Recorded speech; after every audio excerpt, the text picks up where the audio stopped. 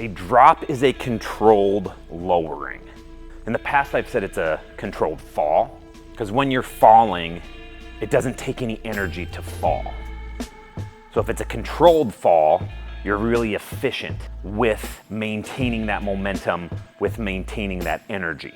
But I want to get out of the mindset that you're falling and think of it more of a lowering. With the drops class, I'm getting to the ground as quickly and efficiently as I can so that I can move out of it. If I'm here and I jump off the box, I'm going up before I come down, and then because I went up, I have more of a landing that I have to control. So when I land, I'm going down before I can come back up and move out of it. Moving from one place to another, a straight line is a lot faster than a curve. If I'm jumping off of this, I'm going up, landing, coming back up, and then moving out of it. With the drop, it's a controlled lowering. The first one we talk about is the slip drop. Anytime you hear slip, you think feet together, halfway off the box. If my foot is halfway off the box, it can slip off. I'm not jumping, I'm not hopping. I'm lowering myself with a squat. When I squat, I do not bring my chest to my knees, I bring my heels to my butt. So slip drop, feet together, halfway off. I'm gonna squat down by bringing my heels to my butt, and as I get here and my feet start to slip out, I extend my legs to grab the ground. From here, I'm in a good position to move out of it. I didn't lower too much to where I have to come back up to move out of it. I'm still landing on 2 feet to get a nice good landing, but I'm in a position to immediately move forward to maintain that momentum to get out of this quickly. I'm not falling. I'm not lowering and then falling to the ground.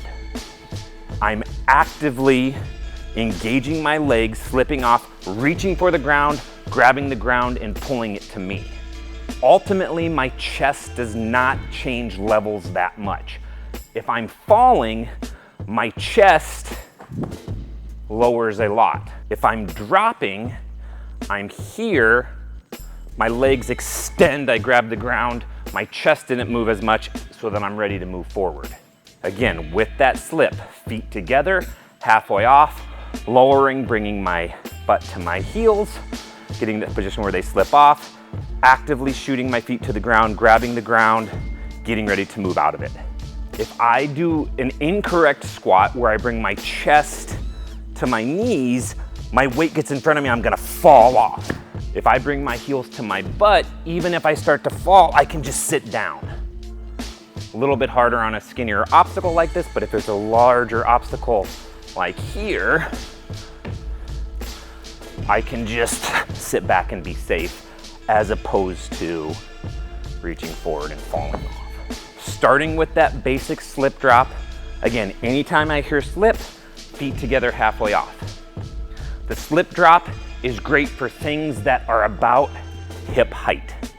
If I start to go to something that's a little bit higher, like shoulder or chest height, I want to start to use what's called a slip step. With the step vault, we utilize our hand and 1 foot to make a window to step through. With the slip step, again, we're hearing slip, so my feet are together halfway off. Step tells me I'm gonna put 1 hand down. I'm gonna use that hand to help slowly lower me to my feet from my slip. I like to say that it's slowing myself down.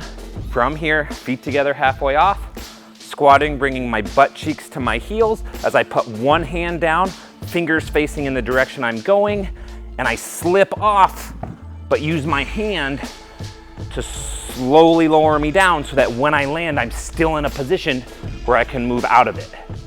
It's not that this is too high to do my slip, but because it is higher, with just a regular slip drop, I am gonna have to absorb a little bit more in my legs, which means I'm doing a little bit more of the down, up before I move forward. A little bit slower, a little bit less efficient. Still safe, I have nice strong legs, but again, if the goal is to get moving out of it, it's not gonna be as efficient, not gonna be as quick. Couple of things with that slip step. We want to make sure we're bringing our butt cheeks to our heels, not bending over to put my hand down. Again, sitting down to put my hand down. And I want to make sure my fingers are pointed in the direction I'm going.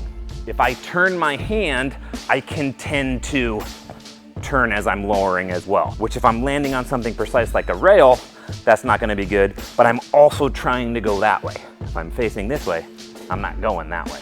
With that slip step, again, feet together halfway off, squatting down, bringing my butt cheeks to my heels, not bending over here where I could possibly fall forward, putting my hand on the box, fingers facing in the direction I'm going, using my hand to help slowly lower me so that I can move out of it. The next drop we want to talk about is the sit dash. With the sit dash, you're going to start from sitting, and then you're going to do what's called a dash, which is kicking and pushing. We typically kick with our feet and push with our hands. Right now, my feet are 5 feet off the ground. If I sit down, my feet are now 3 to 4 feet off the ground, a lot closer to the ground, which means it's going to be easier, safer, and more efficient for me once I hit the ground to get moving forward.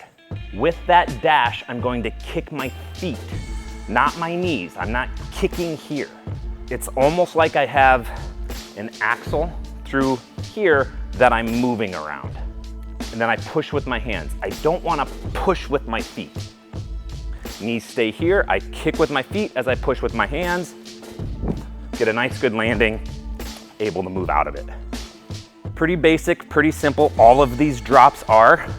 We just want to make sure we're doing them specifically with the correct technique in a basic format so that when we go to use it in a bigger, more advanced way, we're using the correct technique, but also want to understand when we would use each of the different drops. Again, with that sit dash, starting on my butt, sitting, kicking, and pushing. I want to make sure I'm kicking both feet at the same time. If I start with my feet together, they're going to be more powerful as I kick, but they're also going to be easier for them to land together. A together landing is going to keep my ankles, my knees, my hoo-ha safe, put me in a stronger position to then move out of it. The last drop we want to do is going to combine all of it. It's the slip dash. Again, if you hear the word slip, my feet are together, halfway off, dash, kicking, and pushing. Feet together halfway off. I'm gonna squat down. This is really important that I bring my butt cheeks to my heels. I don't wanna go here and try to touch with my hands because then all my weight goes forward and I could fall off. Feet together halfway off. Squatting down. I wanna make sure I'm getting weight into my hands. As I squat down, bringing my butt cheeks to my heels, getting weight to my hands as I slip off, kick, push, and then I can move out of it. One of the things we see a lot of, even going all the way back to that slip dash, is that people want to do a little hop to get off. So as they squat down, they do a little jump off, which again, is not as efficient as a straight line. With that slip dash, one of the common things we see is that people don't get weight into their hands. They do what I call a slap jump. They start to squat down, they slap the box, and they jump off. Utilizing your hands to get your legs closer to the ground before you leave the obstacle. I'm almost able to go into a little L sit before I come off the box. So as I squat down, get my hands on, I put all my weight in my hands before I kick push. Making sure to put weight into those hands. The slip dash is gonna be the quickest way to get down.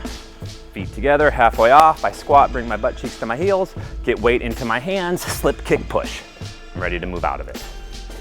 That slip drop is pretty basic, feet together, halfway off the box. The more I practice that, the more comfortable I get with it, I can start to use it in a more advanced way. Here, I'm gonna actually slip into a slip. So instead of just feet together, slipping, landing, stepping forward, slipping, landing, I'm going to slip, land in that slip position to go right into that next slip, which is a lot more efficient, a lot quicker. Took a step out of the movement.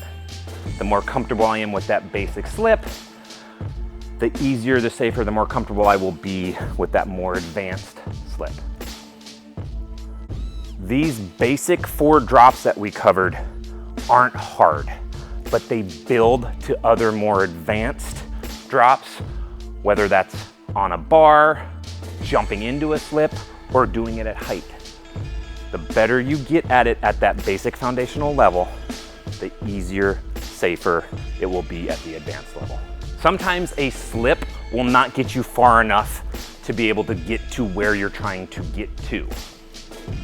An example of that, if I'm here and I'm trying to land there, if I do a slip, I'm not gonna make it there.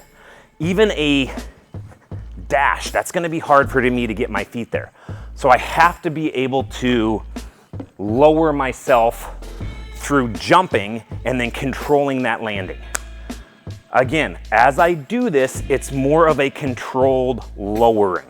Even though I'm jumping, I'm not jumping up and coming down on it.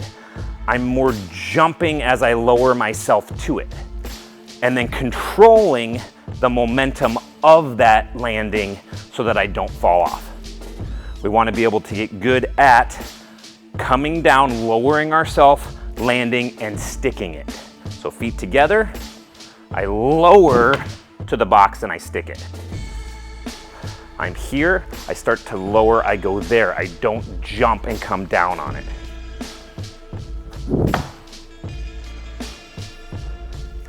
As I land, I don't want to take a step forward. Right now I'm only 3 feet off the ground, not a big deal.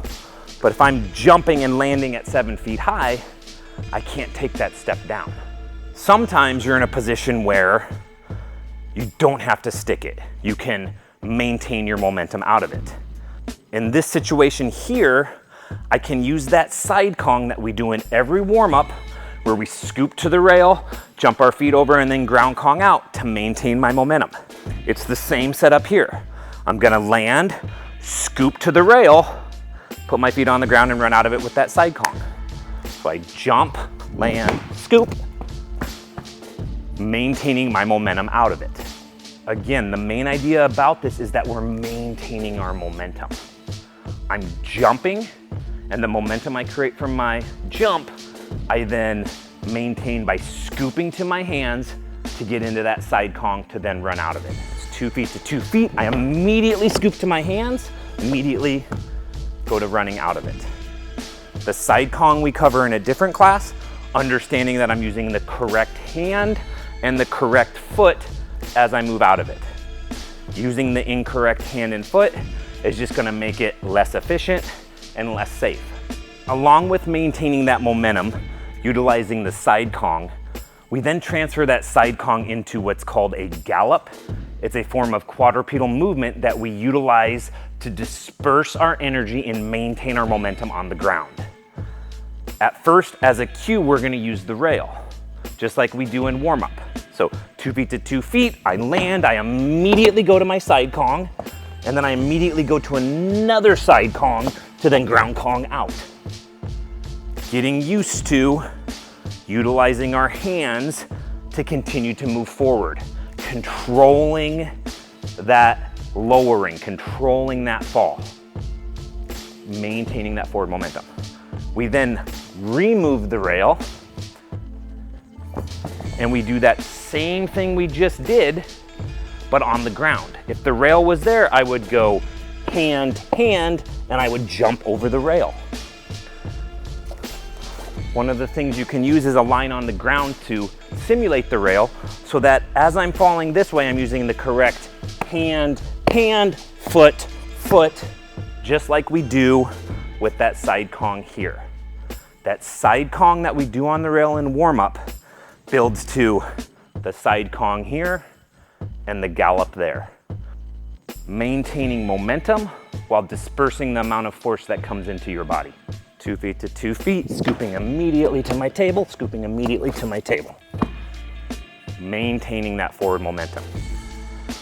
I then show that we take this basic thing that we start with on the ground on a rail, and we can move it to something a little bit higher, all the way to something more advanced. I'm gonna do that same thing I just did. I'm gonna utilize those same movements but at a more advanced, higher level. The more comfortable I am with those basic movements, the more natural this will happen, the less I have to think about it, and the safer I will be. I'm going 2 feet to 2 feet, landing, scooping into my side Kong to help lower me to the ground, where I will then go into my gallop to help maintain my momentum and disperse that force from coming up into my body.